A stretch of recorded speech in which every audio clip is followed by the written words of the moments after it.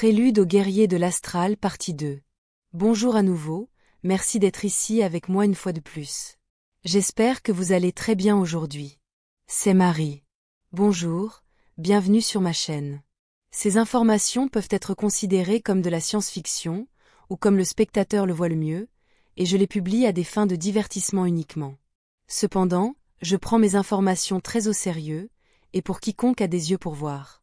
J'écris ceci le matin du 30 septembre 2024. Il s'agit de la deuxième partie de ce sujet, je vous suggère donc fortement de regarder également la première partie, car j'y fournis beaucoup de contexte nécessaire. Ces informations décrivent la façon dont je vois, comprends et expérimente l'astral, et elles peuvent ou non coïncider avec les points de vue d'autres personnes, mais je soutiens fermement que la nature même de l'astral dicte que chaque personne en fera l'expérience avec le prisme de sa propre compréhension et de son propre niveau de conscience. Par conséquent, je n'invalide pas les différentes expériences des autres personnes, et quoi qu'elles disent de mon point de vue sur ce sujet ne me concerne pas. De mon point de vue, le monde matériel n'existe pas, car il n'est qu'une illusion très convaincante basée sur le verrouillage de la perception d'une âme qui ne comprend la réalité qu'à travers un corps très limité et ses sens. Le monde matériel est également généré par la série d'accords que partagent les personnes, les âmes ayant une vibration similaire, et qui ainsi voient et interprètent l'énergie qui les entoure d'une manière similaire, mais jamais identique. Cette énergie qui les entoure est le monde qu'ils interprètent comme étant celui dans lequel ils vivent, mais ce monde extérieur est également une illusion et une manifestation miroir de leurs propres pensées et interprétations, qui ne sont rien d'autre que leurs vibrations. L'une des particularités du monde matériel, en particulier sur Terre, est la synchronisation de la perception des âmes qui s'y trouvent. Cela est dû au fait de vivre le temps et sa durée de manière plus ou moins similaire, ce qui est réalisé d'abord par les cycles planétaires du jour et de la nuit, puis dans le détail par l'utilisation d'horloges et de montres, qui agissent exactement comme un métronome le fait en musique, pour synchroniser la perception de toute la population sous son influence. En fin de compte, il n'y a pas de monde matériel, car le corps lui-même est une manifestation illusoire et directe de la vibration de son âme, tout comme le reste du monde matériel illusoire dans lequel il se trouve. Tout est astral, et tout est dans l'astral. Il n'y a pas de matière en tant que telle, car chaque particule n'est rien d'autre qu'une concentration d'énergie qui est maintenue ensemble par des ondes stationnaires, qui sont générées par des harmoniques d'une fréquence, émanant des schémas de pensée de la conscience qui fait l'expérience d'elle-même comme une unité sensible, tout en étant aussi la source elle-même.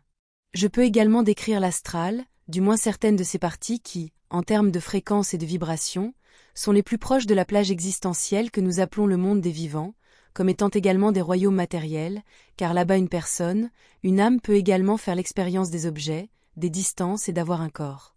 Ce corps est souvent décrit par d'autres personnes ou auteurs comme le corps astral, que je peux décrire comme une version plus légère du corps matériel dur, lent et pâteux du monde des vivants, tout en étant soumis aux mêmes principes et raisons pour lesquels ils se sont tous deux manifestés, en tant que matérialisation directe de l'idée, du concept de soi, d'une identité, de l'une ou l'autre âme particulière. Ce corps, astral, est ce que beaucoup rencontrent ou décrivent comme des fantômes, et c'est pourquoi beaucoup ressemblent au corps qu'ils utilisaient de leur vivant. Remarquez ici que la plupart des personnes désincarnées ressemblent souvent aux meilleures versions d'elles-mêmes, lorsqu'elles sont jeunes par exemple, car c'est leur concept d'identité personnelle le plus répandu, mais cela varie d'un sujet à l'autre. Par conséquent, lorsqu'un fantôme ou une apparition est rencontré et qu'il semble plus âgé ou plus jeune, c'est parce que son corps astral reflète la silhouette, la forme et l'âge auquel il s'identifie le plus et auquel il est le plus fortement attaché. C'est pourquoi il est important de se débarrasser de tous ces attachements de son vivant, et de laisser de côté cette ébauche d'auto-identification que la plupart des gens ont avec le corps matériel, car cette idée qu'ils sont le corps, et seulement un corps biologique, est ce qui les maintient piégés dans les royaumes matériels, se réincarnant donc constamment et de façon chaotique. Car avec cette façon et cette mentalité, ils ont peu ou pas de contrôle sur leur propre image d'eux-mêmes, et sur ce qui est matérialisé et manifesté à partir d'elle. Chaque lieu ou royaume de l'astral possède ses propres règles et lois, dont certaines peuvent être similaires à celles du monde matériel, puisque ce n'est qu'un autre royaume de l'astral. Ces règles et lois de chaque royaume astral obéissent au même principe que celles du monde des vivants, ce qui signifie qu'il s'agit de royaumes co-manifestés, façonnés et formés par les âmes qui en font l'expérience, qui y résident, et principalement en raison d'accords de perception entre ces âmes. Les royaumes astraux peuvent également être appelés les éthers, et l'unité de la source est le mélange de tous ces royaumes en une seule masse puissante, qui efface la dualité.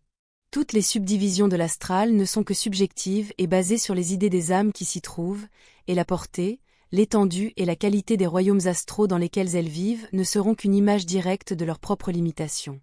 À proprement parler, et comme je l'ai déjà dit, il y a un royaume astral, une densité et une dimension pour chaque âme sensible, car ils ne sont rien d'autre que son propre reflet.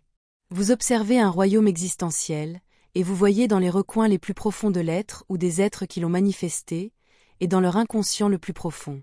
Une fois que vous êtes conscient de tout cela, et pas seulement au niveau du cortex frontal, mais au plus profond de votre être, et que vous prenez pour acquis que vous êtes une âme, et un royaume entier, vous commencez à gagner beaucoup de liberté, car les tragédies de la vie, et toutes ces difficultés cessent d'être si dramatiques, et vous devenez conscient de votre propre manifestation interne, et de la puissance de manifestation de votre royaume. Vous ne vous identifiez plus au corps, car vous comprenez pleinement et profondément que vous en avez un, mais que vous n'en êtes pas un, bien qu'il soit aussi une manifestation directe et un reflet de vos pensées et de votre inconscient. C'est à ce moment-là que vous pouvez commencer à vous dissocier des informations qui vous parviennent à votre conscience par les sens biologiques du corps, et que vous commencez à écouter d'autres perceptions beaucoup plus subtiles, dont beaucoup diraient qu'elles viennent du monde des esprits. C'est pourquoi de nombreuses personnes qui ont vécu une expérience de mort imminente, celles dont on peut dire qu'elles ont trompé la mort, ouvrent une voie de perception vers les royaumes astraux qui correspondent le plus à leurs pensées, idées et vibrations. C'est comme si une barrière avait été franchie chez eux, mais c'est plutôt comme un apprentissage, un résultat direct de leur expérience du côté des esprits, et ils s'en souviennent lorsqu'ils reviennent dans leur corps, lorsqu'ils sont réanimés, comme dans une salle d'urgence d'un hôpital. Sur Terre, mais pas seulement, il y a un fort voile de l'oubli, qui impose fortement aux âmes qui y résident, un sentiment et une expérience comme si ce qui est dans ce royaume matériel était tout ce qui existe. Après une expérience de mort imminente, ou une autre expérience similaire avec des résultats similaires, la personne, le sujet avec une âme, réapprend que le corps matériel et le royaume physique ne sont pas tout ce qui existe. Ils peuvent commencer à passer dans l'astral de plusieurs façons, chacune leur étant particulière, ils peuvent commencer à voir dans l'astral des animaux, des entités, des choses et des personnes, y compris des désincarnés, avec beaucoup de facilité. Ils peuvent devenir des médiums ou des personnes sensibles qui peuvent remarquer des choses que d'autres ne peuvent pas voir. Ce que chaque personne, chaque âme expérimente en passant dans l'astral dépend logiquement de sa vibration, c'est-à-dire de ses pensées et de ses émotions, de sorte que ce que vit une personne peut différer ou non de ce que vit une autre. Une âme ne peut que se voir et faire l'expérience d'elle-même, par conséquent le royaume astral, ou les royaumes qu'elle peut percevoir, ne seront que son reflet. C'est pourquoi les personnes qui croient fermement en l'une ou l'autre religion manifesteront littéralement un monde astral qui correspond à leurs vibrations, et donc à leurs attentes également.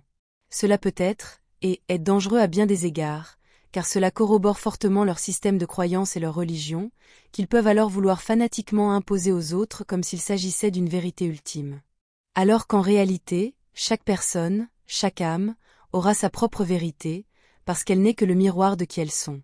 C'est pourquoi il peut y avoir un paradis, un enfer, et tous les noms des variantes entre les deux, car ils ne sont que la manifestation et les reflets des âmes à l'intérieur, mais ils peuvent ou non s'appliquer à d'autres êtres sensibles avec une âme, qui manifestent également des choses et des royaumes très différents. C'est la décision de chaque âme de vivre ce qu'elle expérimentera ensuite, un paradis ou un enfer. C'est ce que chaque âme est, ce en quoi elle croit, sa vibration, ses idées, son éthique et ses valeurs, qui déterminent son domaine existentiel du côté des vivants et du côté des esprits également. C'est donc ce que vous faites réellement qui compte, et non ce que vous dites que vous ferez. Vous êtes ce que vous avez fait. Dans la vie, ce qui compte, c'est ce que vous avez expérimenté et appris, et c'est ce qui nourrit le plus votre âme dans sa nécessaire expansion, et non l'accumulation vide d'objets matériels et de richesses. Pourtant, la richesse vous aide à acquérir la liberté et les objets matériels, et ceux-ci ont également une grande valeur spirituelle, car ils offrent aussi une expérience de vie enrichissante, si c'est ce que veut une âme, et donc beaucoup d'apprentissage en découle également. Je considère que la diabolisation des objets matériels dans les communautés spirituelles est liée au désir d'échapper à l'ego, car davantage de contrôle spirituel matriciel empêche les bonnes personnes de gagner en liberté et en indépendance par rapport au système oppressif sur Terre, ce qui les empêche également d'agir et de travailler contre l'establishment. Le secret réside peut-être dans un équilibre sain entre les expériences fournies par les objets matériels et la valeur et l'importance d'autres pratiques non matérielles. L'éthique et les priorités entrent ici en jeu, où la richesse et les objets matériels ne devraient jamais être privilégiés par rapport à tout ce qui est sensible et doté d'une âme. Ce sujet va continuer. C'était un prélude qui est nécessaire pour bien comprendre ce que je vais dire et décrire ensuite dans Les Guerriers de l'Astral partie 3. Sinon cela pourrait ressembler à un simple trip à l'acide, si je ne décris pas en détail d'où vient tout cela. Ce sera tout pour aujourd'hui. Comme toujours, merci de regarder mes vidéos et de les liker, de les partager et de vous abonner pour en savoir plus. Cela aide beaucoup cette chaîne à se développer, et j'espère vous voir ici la prochaine fois. Avec beaucoup d'amour et de reconnaissance, votre amie, Marie Soie.